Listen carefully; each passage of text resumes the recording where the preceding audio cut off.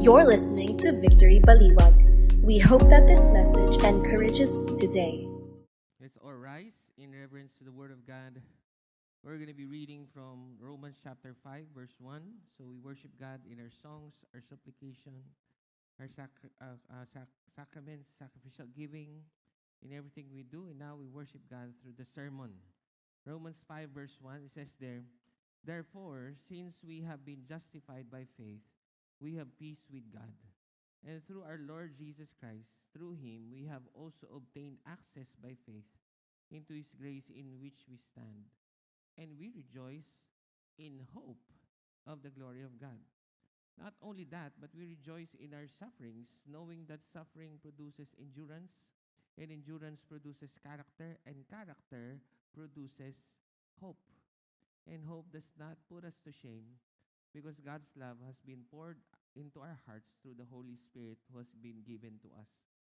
For while we were still weak, at the right time, Christ died for the ungodly.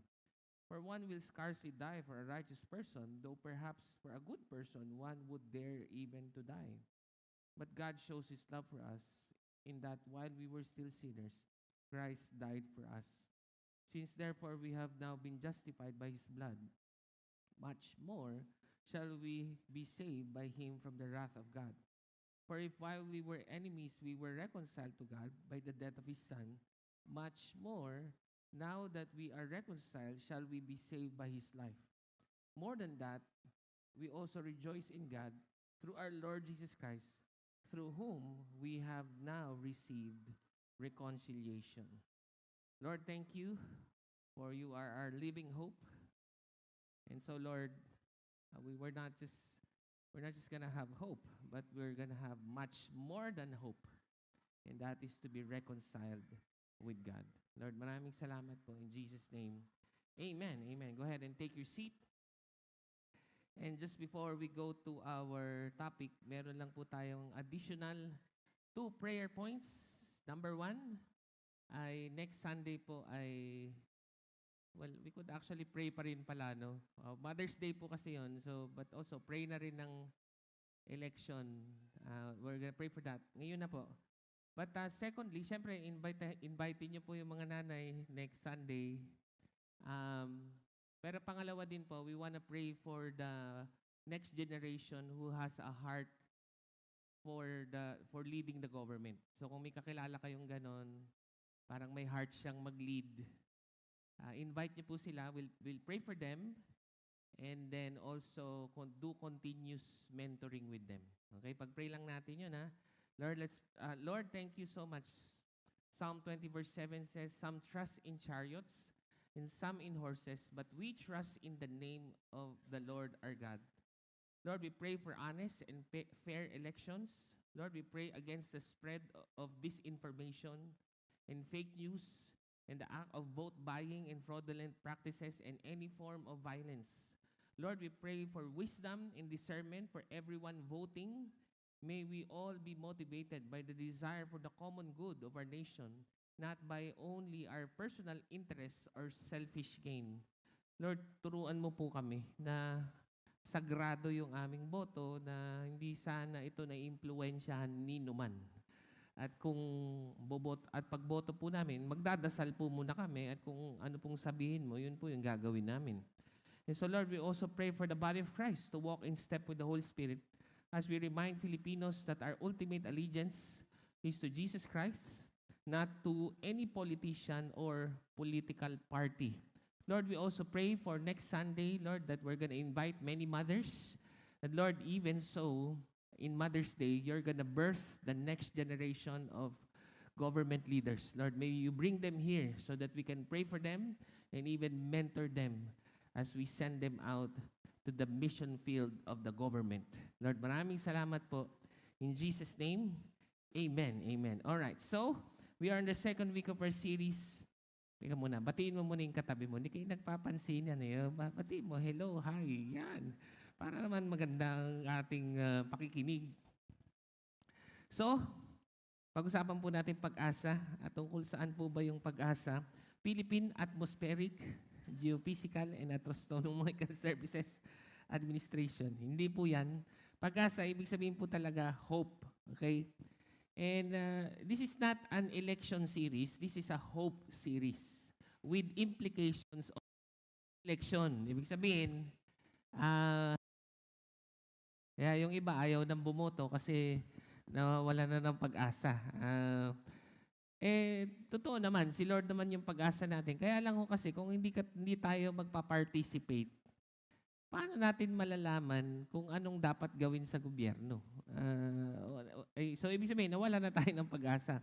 So, ibig sabihin, yung hope, may implication yan na magkaroon pa rin ng pag-asa sa ating bansang Pilipinas, hindi po sa mga pangako.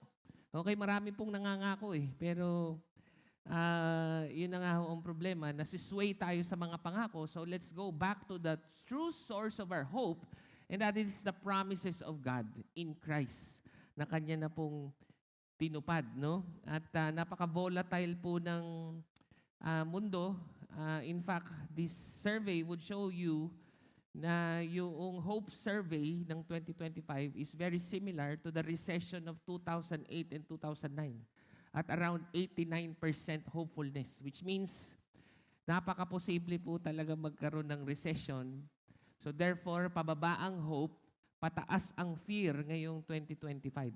At kung sabihin niyo po, wala naman tayong pakialam sa recession sa Amerika, mali kayo doon. Pag nagkasakit ang Amerika, may lagnat tayong lahat. Kasi sila ho ang isa sa pinakamalaking bansa sa buong mundo. So ano na nga po ang gagawin natin? Tumataas po yung fear. Paano po ba natin patataasin ang hope? So last week, we talked about the foundation of hope, which is a four-theory argument. No? Ang dami nga, kahit ngayong verse, napansin nyo, more than that, much more, di ba? So, ibig sabihin, ang four-theory argument, wala po siyang Tagalog. Parang ang sinasabi lang niya, kung kaya ni Lord ito, mas lalong kaya niya to. Parang ganun yun So, kung kaya niyang mabuhay sa pagkamatay, may pag-asa pa yung Pilipinas. Yung ganun. Hindi po si Vico Soto yung pag-asa. Ibig sabihin, parang kung may Vico Soto, may pag-asa pa yung Baliwag. Hindi rin. Hindi kaya ng isang tao yan, no? Siyempre, masaya naman tayo dahil gumagana yung kids church natin, nakakapag-produce ng magagaling na leader.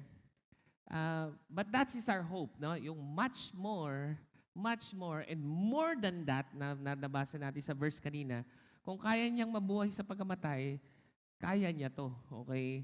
And that is our hope. So today, we're going to talk about the formation of our hope, okay?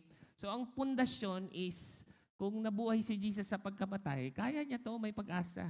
Habang may buhay, may pagbangon. Then, naalala niyo, nanonood din kayo ng TikTok habang may buhay, may... Ay, nako. So, formation of hope. Pero ang point nga, let's say, wala kang hope, paano nga yun nabubuo? Yan, okay. So, paano nagkakaroon sa ating puso't isipan? Our hope is not just in the good times, but surprise, hope is birthed through suffering. Ay, nako. Okay, suffering na naman. Ibig sabihin, parang minsan mali tayo ng nakikita na pag may Vico Soto, may pag-asa. Hindi, suffering daw yung pinagmumulan ng pag-asa. Hope is solidified when we endure in tough times in the hope of the glory of God through the Lord Jesus Christ in the power of the Holy Spirit. Pero itahi lang natin yan sa last Sunday. Ito na, una natin. Hope begins with justification. And naalala natin na justification by faith. So, ano pong kasunod ng Romans 4? Romans 5. Ang galing natin, di ba? No? Magkakasunod. Kaya tingnan nyo, meron siyang connection. Sabi niya, therefore. O, di ba? So, kaya naumpisahan yung hope against all hope, justification by faith, kasi yun yung foundation of our hope. Ngayong meron na tayong foundation of our hope, therefore, okay, so ito na po yung kasunod na mula justification ay mapupunan po ang ating kawalang pag-asa. And so Christ's death payment for our sins is the basis of our justification. Alam nyo si Martin Luther, the father of the Protestant Reformation, Ito po ang kanyang core theology, yung justification by faith. In Latin, hindi ko alam kung tama yung aking summary. Sabi niya, simul justus et peccator. Sabi mo sa di mo na, mahirap sabihin yun no? Simul justus et peccator. Latin niya sinabi kasi Roman Catholic yan di ba? So, pero yun na nga, meron siyang mga realization that we are not justified by the systems of religion but by the statements of our faith. Sabi niya, for the righteous shall live by faith. Kaya ang simul justus et peccator means simultaneously righteous and a sinner. Okay? Simul justus, simultaneously justified, simul justus et peccator. Ibig sabihin, your seatmate is simultaneously righteous and still a sinner. Okay, tingnan mo yung katabi mo. Mukha ba siyang justus? Mukha bang husto? Pastor, mukhang peccator. Okay, simul justus et peccator. Yun yung justification by faith. Ibig sabihin, faith in what? Faith in God who justifies us. Hindi tayo yung nagja-justify sa sarili natin. Kasi kung kaya mo, hindi mo kailangan ng Diyos. Di ba? Tingnan nyo. Pag sira po yung gripo ninyo, tumatawag po ba kayo ng hindi marunong magsatubero? Kayo nga sumira niyan Huwag nyo ayusin, lalo pang masisira yan. ang aayos niyan, yung marunong umayos ng tubo. Ang problema natin, kasalanan. Sino pong walang kasalanan? Tapos, ini-expect mo, ikaw ayos sarili mo, katabi mo. Problema nga rin niya yung kasalanan So, sinong dapat umayos sa atin? Yung walang kasalanan. Kaya we need to be justified by faith. Kaya, yun yung justification by faith, simul justus et peccator, simultaneously righteous, but also still a sinner because you're not the one who fixes yourself. That is what we're coming from. Since we have been justified by faith, ano daw ang ibig sabihin nun? We now have peace with God. Ano ibig sabihin ng peace? Peace na tayo. Di ba?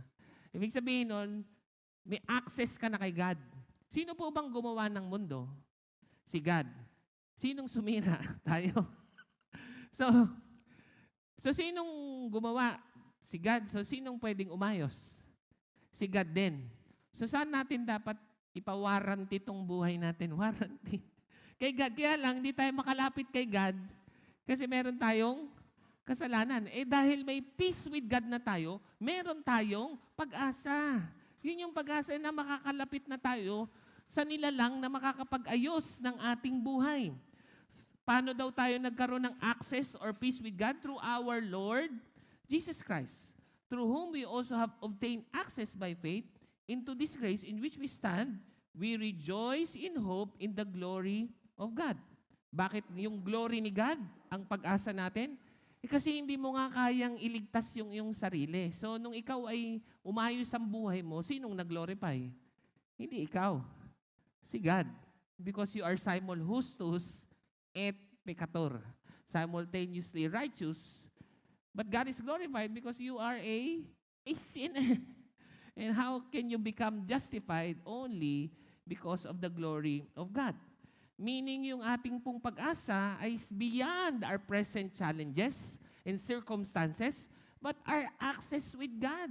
Meaning, kahit pa parang wala man ng pag-asa, kung meron ka namang Diyos na matatawagan, meron pa rin itong dapat pag-asa. Kaya lang, hindi ka makalapit kay God dahil sa kasalanan, pero namatay na nga si Jesus sa cross para sa iyong kasalanan, kaya nga meron kang peace with God, you have access with God to the glory of God through His Son, Jesus Christ. And so that brings us, yun yung parang connection sa week 1. Pero ito na po yung mga favorite nating topic. Okay, so parang ganito po yan no? Yung meron ka ng hope, pero parang meron pang level 2. Parang ganun yung parang umaangat pa. Parang may thermostat, no? Parang yung aircon ninyo sa bahay, habang umiinit, lalong lumalamig. At lalong tumataas yung kuryente. Okay, so, So, ibig sabihin, okay na tayo sa hope pero parang meron pa. Sabi mo sa katabi mo, but wait, there's more. Okay? Eto, kala nyo, hindi ako nagbibiro ako. Sabi niya, not only that, yun. May pag-asa ka na dahil may access ka kay God. Pero sabi niya, hindi lang yun. But wait, there's more. Ano daw yung more? We rejoice in our sufferings. Take note, hindi niya sinabing we rejoice for our suffering and we rejoice in spite of our suffering. Kasi ito po yung ipapaliwagan ko, no? Importante pala yung suffering para magkapag-asa. So, ang dalawang mali is yung tinatawag na stoicism. Ibig sabihin, we rejoice kahit pa nahihirapan ako. Parang ang point is, tibayan mo lang. Parang ganon. Okay? Parang ganito, kumparahan yan Parang, wala ka ng pag-asa? Ako nga Parang ganon, no? Yung we rejoice in spite of our suffering. Ibig sabihin, medyo nakadepende sa'yo. Wala, mahina ka Ano yan? Patibayan ng loob. Kung bakit ang pag-asa, yan po ang stoicism. Yun po ba yung sabi? It did not say, we rejoice though we suffer. Ang sabi niya, we rejoice in our suffering. Kaiba, no? Meron pa isa, masochism. No? Alam niyo yung masochism? Masochista. Ang ibig sabihin, we rejoice because of our suffering. Meron bang ganon? Yung parang, tingnan mo, alam mo kung bakit lumaki yung biceps ko? Kasi pinahihirapan ko siya Kaya I feel the pain. You know, if there's suffering, I will grow. Masochista ang tawag doon. Na parang you're saved. So, it's not, we're rejoicing because of our suffering, or we're rejoicing even though we're suffering. Ang nakalagay ay, we rejoice in our suffering. Bakit sino ba yung mas nakikilala natin through the fire? Through the fire. Sino bang nakasama mo through the fire? So, hindi po siya yung tibayan mo lang. Kasi po si Job, hindi po yung aking anak. I speak blessing on him, not an inch of suffering for my son. Hindi kaya ako naman pinangalanan si Job na Job kasi nakita ko, hindi siya naging talunan. Alam nyo, nung nawala ang lahat sa kanya, anong ginawa ni Job? Tibayan mo. Yung ba sabi niya? Hindi. Umiyak siya. Hindi siya walang emosyon. Sino dito may katabi ka? Mukhang maraming pinagdaanan kaya parang wala ng emosyon. Yan, hindi ganyan yung ibig sabihin ng Bible. Meron parang, bakit hindi ka na nagre-react? Ang dami ko ng dinaanan. Hindi po kasi si Job, nung nawala ang lahat sa kanya, he fell to the ground and screamed, he shaved his hair. Huwag kayong tumingin sa akin. Pastor, malungkot yata. Hindi, wala na talaga akong buhok. So, kaya mali yung joke, nagpapatawa, kalbo. Hindi sa Bible, yung nagpapakalbo, malungkot. Kayo talaga. In all this, Job sinned not. Meaning, nung siya po yung nag-express ng emosyon, hindi po siya nagkasala. Yung iba po sa inyo, parang kasalanan yung mag-emote. Huwag kang umiyak. Tahan na. Diba? Tama nang iyak. Ba't sino ba may sabing bawal umiyak? John 11:35. Jesus wept. Hindi po kasalanan yun. And rejoicing though we suffer is refusing to admit pain to oneself or others. It's emotional suppression. Killing the desire or the affection. Sino sa inyo nagpe-pray magkaasawa? Ayaw niyo magtaas na kayo, bala kayo. Taas niyo kahit mababa lang. Nakikita ni Lord yan. Di ba? Hindi kasi alam niyo ba't ayaw magtaas? Napagod na. sabi niya, alam mo Lord, gusto ko talaga mag-asawa Kaya lang, pagod na ako, wag na. Ayoko na, aso na lang. Hindi, okay naman magkaaso. Okay, hindi po ako anti for something. Pero the point is, baka kasi ang nangyayari, ayaw siguro ni Lord. Ayaw niya sigurong ma-inlove ako. Sino may sabi sa'yo? Hindi mo yun kailangan masama siguro ito. Masama sigurong magkaroon ng emosyon. Hindi masama. Kaya wag nating isuppress. Kasi ang nangyayari, pag tayo po yung nag-suppress, we become unempathetic with people, which means we don't celebrate even for the success of others. Parang pagka successful sila, hindi ka man lang makapag-congratulate. Happy for you. I'm sad. Pwede namang masaya sila, malungkot ka. Aminin natin yung huwag ka mag-alala, sasaya ka rin. Pero habang di ka pa masaya, maging masaya ka para sa iba. And so hindi po tayo kailangang tibayan mo lang. Kasi si Lord ang nagpapatibay sa atin, hindi po natin kailangang tibayan. And in fact, the more that we become Christ-like, the more that we cry for the evil around us. I remember nung 2016 po, kasama sa Israel tour namin yung Holocaust Museum. Nakapasok ako doon. Kung wala kang emosyon, pumasok ka sa Holocaust Museum. Bawal mag-camera pero medyo nakapuslit akong konti. Kapag picture ako. Pag wala kang emosyon, punta ka sa Holocaust Museum. Kung saan nandun yung memorabilia ng 6 na milyon na Hudyong pinatay ni Hitler. Systematically, may sistema. Paano pumapatay ng 6 million? Mas marami pang, ibig sabihin, may sistema yon. May mga gas chamber. Ang problema po dyan kasi pati bata, ang daming batang picture doon, bata yung pinapatay. Tapos,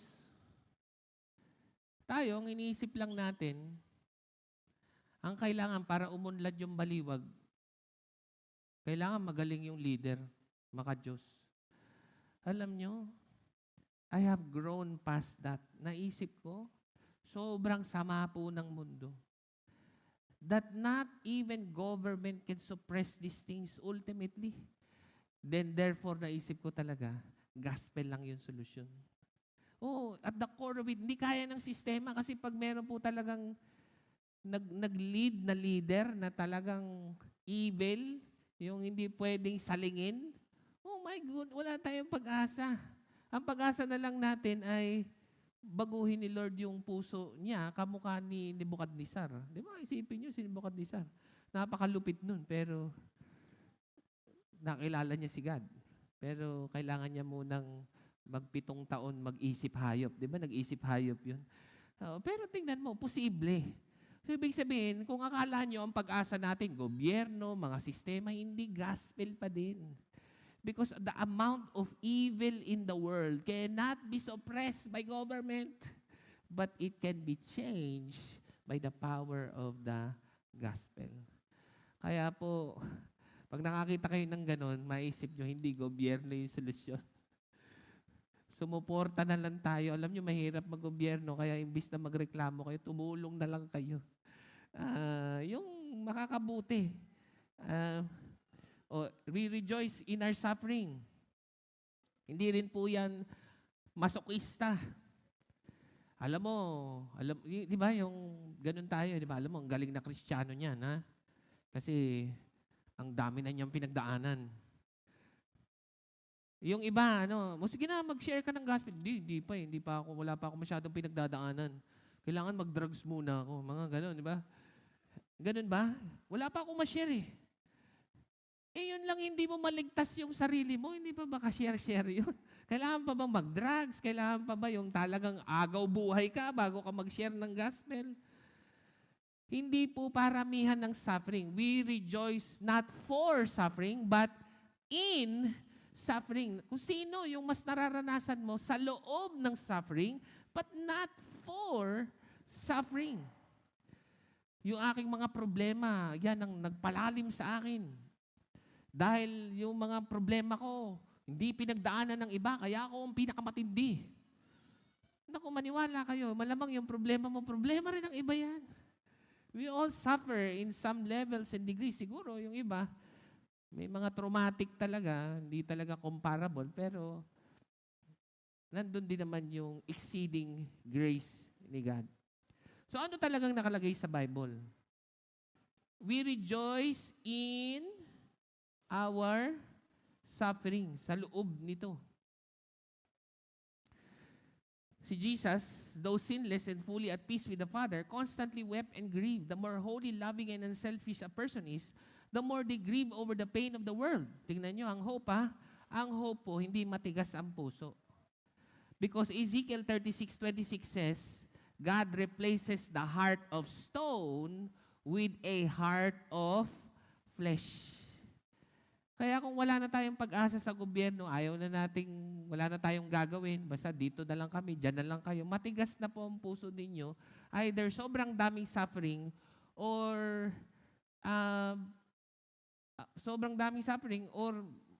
tinibayan mo na lang.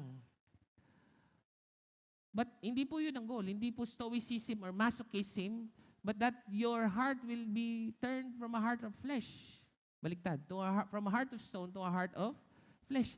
Kung meron bang dapat tumigas ang puso, si Jesus. Bakit? Holy yun eh. So pinanood niya yung mundo, walang kwenta talaga itong mga to. So sabihin niya, bahala kayo, hindi na ako mamama. And yet, He grieved for the people. He looked at them and wept and cried and had hope for the people, though they were sinners. Ano pa nangyari? Ito na, formation. Ito na, pag naintindihan mo to, pwede nang umuwi. Pero wag muna. Sabi mo sa katabi mo, ito na yung formation. Yan na, ito na yung formation. Ano daw mangyayari? Knowing that, ano daw dapat? Suffering produces endurance. So, meron pong progression. So, as you endure, your inner life is more refined and more matured. Suffering strengthens hope by anchoring it deeper in God's promises. Kanina, Coach Carol said, hanging on the promises of God. Kasi paano mo malalamang totoo talaga yung promise ni God? Kasi pinanghawakan mo eh. Kailangan ng endurance. At habang hindi pa rin dumadating, ano daw ang sabi? Character. But even so, basahin muna natin lahat, no? And endurance produces character, and character produces hope, and hope does not put us to shame because God's love has been poured in our hearts through the Holy Spirit who has been given to us. So habang nagsasuffer tayo, ano po ba yung role ng Holy Spirit? To make God's love poured into our hearts. Yung Greek word po dyan, echo, poured, echo, implies a flood, na yung pag-ibig po daw ni Lord ay para pong baha sa ating puso that gives us a tangible and an overwhelming experience. Kaya nga meron pong tinatawag na peace that surpasses all understanding. Kasi dapat malungkot ka eh. Pero nung nagdarasal ka, parang merong baha na kumukontra dun sa suffering. And that is the role of the Spirit to make, habang nagsasuffer ka, lalo pa hong umiinit, umaalab ang realidad ng pag-ibig ng Panginoon sa ating buhay. I remember nung nasa Israel po kami, kami, 6 degrees. Magkasama kami ni Pastor Rui eh. Ang jacket namin yung makakapal. Tapos may heat. So, uso doon, heater. Heater. Sa atin, aircon no? Yung mga heater sa ibang bansa, ewan ko lang, baka sa atin, baka hindi ko lang alam yung nangyayari sa Pilipinas. Kasi ako parang ginaganon ko yung thermostat ng aircon Ginaganon nyo ba o automatic? Pero doon kasi, may thermostat yung medyo mas magastos kasi sa kuryente yung heater So may thermostat ang mga heater. Meaning, habang lumalamig sa labas, lalong umiinit yung heater. Oh my goodness. That is a good illustration. Na habang nagiging matindi ang mga pagyayari sa labas, lalong nagiging hopeless sa labas, pero sa loob, there is an echo. A love that overflows. Parang lalong umiinit, lalong nagkakaroon ng pag-asa. Ganun po yung Holy Spirit. Kaya lang, para lang matawa kayo, ang lakas kasi nung hangin, yung pala, bumukas yung bintana. Pero may curtain kasi. Kaya natulog kami. Yung mga jacket namin, ganun kakapa. Sabi niya, may heater ba talaga, Lloyd? Sabi ni Lou. Kaya katulog na kami. Tapos yung mga kasama namin, kamusta tulog nyo? Ang ganda nung heater. Sabi nila, Pastor Eric. Sabi niya, ba't kami lamig na lamig? Tinignan namin, bukas yung bintana. Yun ang lesson. Pag may heater kayo, huwag niyong buksan yung bintana. Lalo pong wala mangyayari, lumalamig. Pero the point is, ang heater, dahil malakas ang kuryente, yung thermostat, lalong lumalamig, lalong umiinit. Sa loob.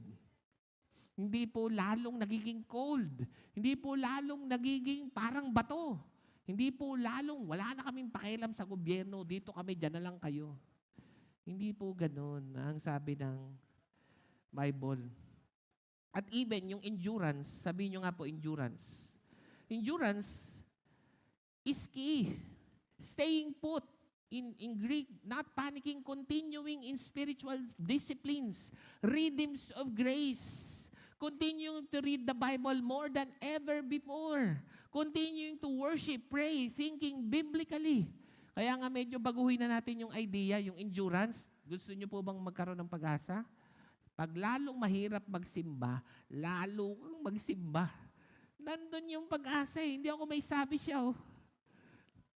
Pag lalo kang sino sa inyo medyo tinatamad magbasa ng Bible? Wala. Ang galing ah.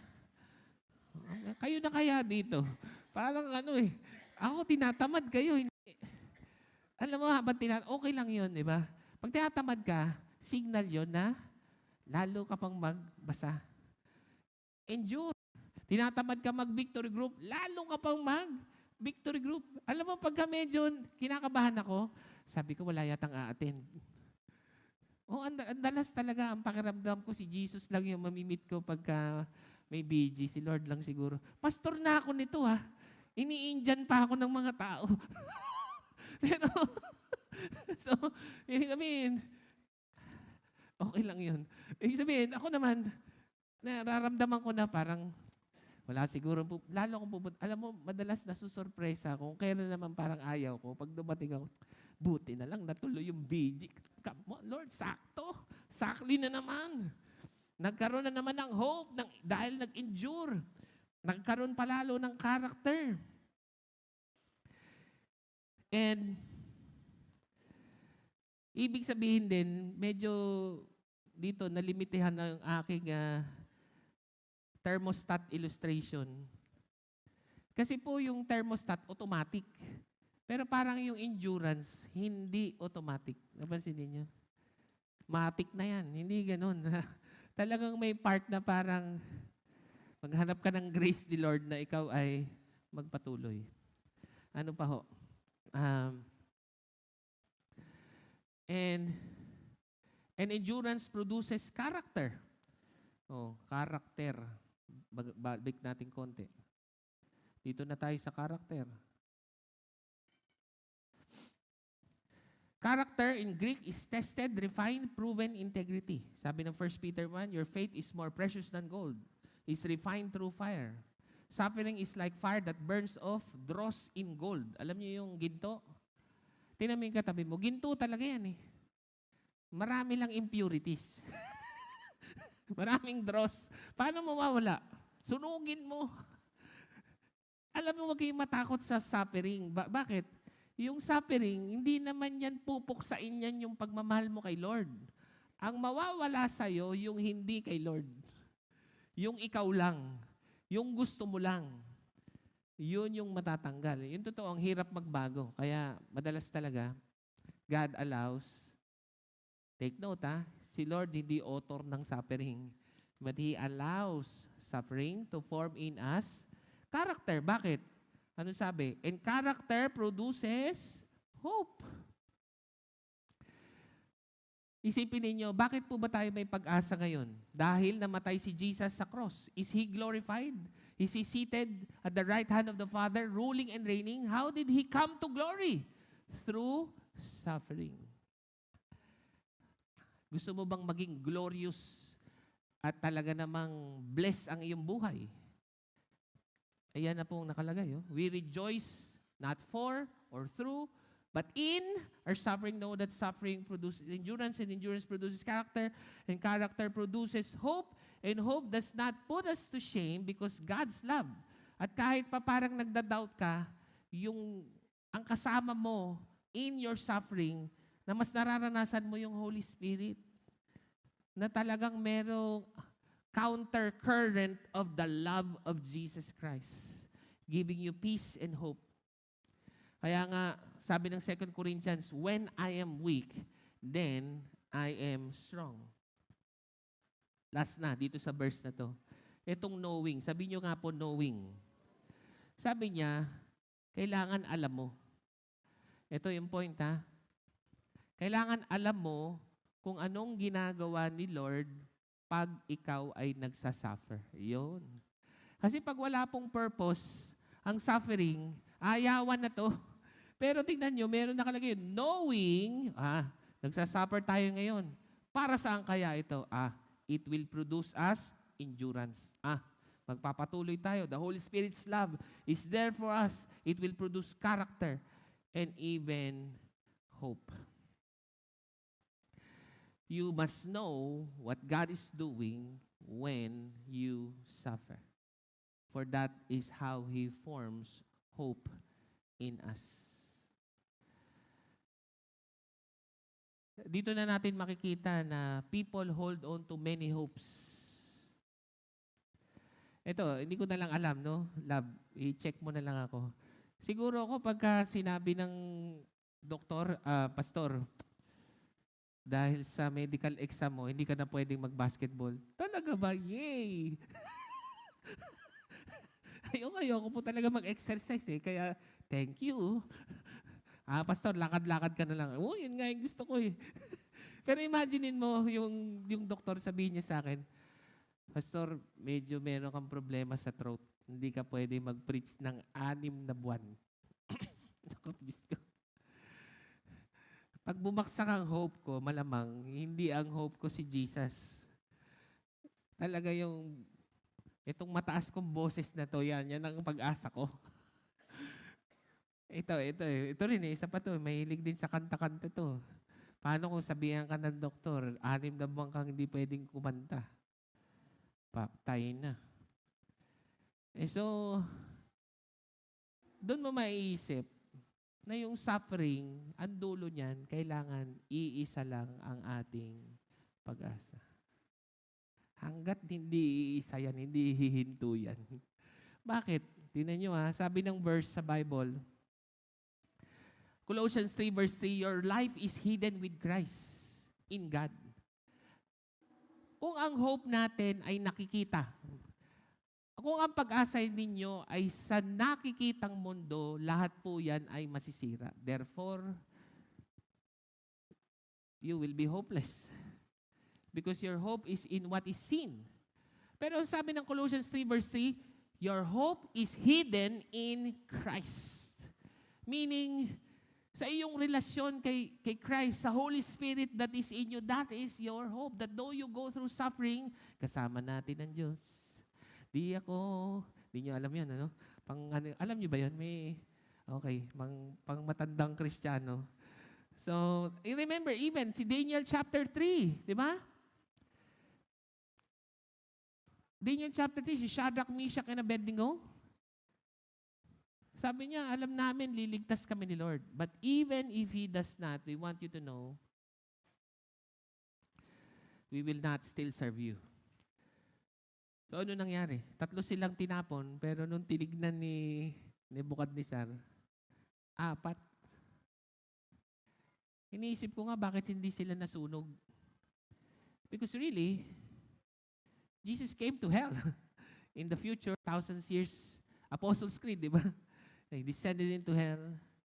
He was burned so that you and I will not get burned in the fires of hell. That we will not be burned. Iniisip ko nga kung amoy usok ba yung, di ba tayo nga pag kumakain ng barbecue, panay ang pabango natin, amoy usok eh. Siguro paglabas nila, hindi man lang nag-amoy usok. Diba? Grabe, walang fresh na fresh. Bakit? Hindi naman sila nasunog eh. Jesus alone was burned in the fires of hell so that those who believe in Him will not perish but have eternal life. That is our hope. Lastly, hope is anchored in Christ's sacrificial love for all of us. Yun na nga po. He went through the fire so that we will not be burned in fire. For while we were still weak, at the right time, Christ died for the ungodly. Tingnan niyo po itong verse na to. Right time. Hindi ba nakaka-encourage yun? Sa tamang panahon, God's grace, God's work is never late. At the right time, Christ died, not for the one who is holy, but for those who are ungodly. Ibig sabihin, hindi po by performance ang justification at ang hope. Bakit? Kasi hindi naman gumagawa ka ng tama nung namatay si Jesus eh. Gumagawa ka ng mali, doon siya namatay. Hindi dahil may ginagawa kang tama. For one will scarcely die for a righteous person, though perhaps for a good person, one would dare even to die.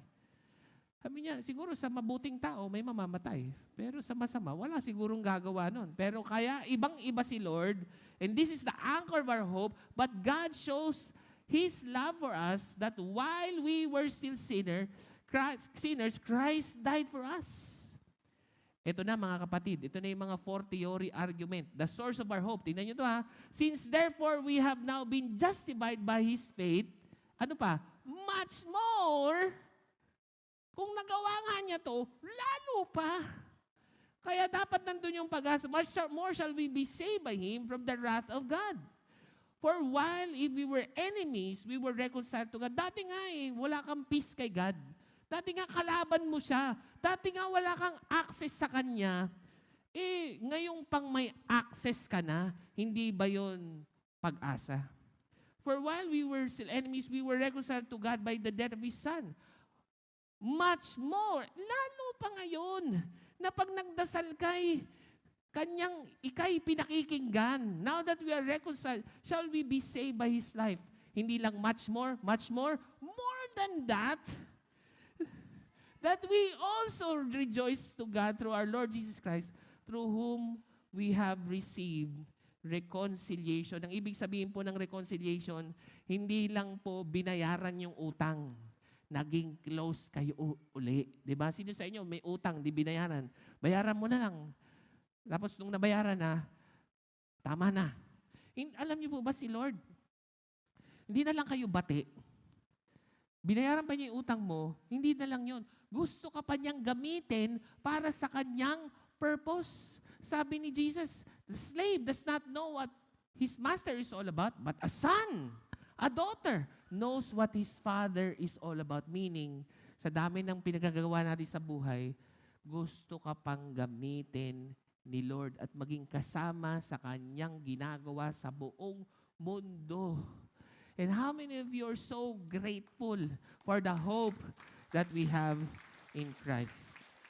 And so, as we respond in worship, let's all stand, and as we respond in a song, and so as we bow our heads, why don't we raise up our hands and receive what the Holy Spirit is saying. Lord, in the name of Jesus Christ, Lord, we have hope because we have peace with God. Lord, yung gumawa ng mundo, ang kayang umayos ng mundo, at kung wala kaming access sa Kanya, wala kaming pag-asa. But because of Christ, we have peace with God. And Lord, And the way you show us that we are made as gold is through suffering. And the Holy Spirit is asking you as you raise your hand, Anak, how am I using suffering and endurance to develop your character? Jesus is saying to you, my son, my daughter, even the Heavenly Father is saying, how am I using suffering to develop your character and hope today? Anak, look back. Not that we rejoice for our suffering, or though we suffer, but that who is with you in your suffering. May the Holy Spirit increase the thermostat of His love. As the world becomes colder, you will have more joy and hope.